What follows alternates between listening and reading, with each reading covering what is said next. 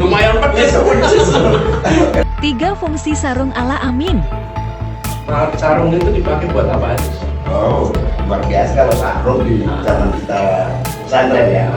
Paling tidak sarung itu ada 3 fungsi. Yang pertama untuk sarungan. Ini caranya. Sarungan. Sarungan itu. Cara pakai sarung betul gimana? Sama sarungan. Biasanya kepiawaian seorang santri dilihat dari kemampuannya bersarung.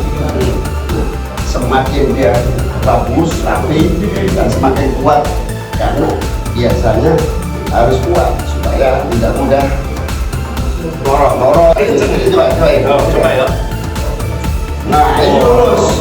Baru sebagai santri lulus. Ini fungsi yang pertama. Fungsi yang kedua, dulu tidurnya di lantai. Oh, Sarung fungsinya untuk selimutan dan menanti nyamuk. Oh, gitu.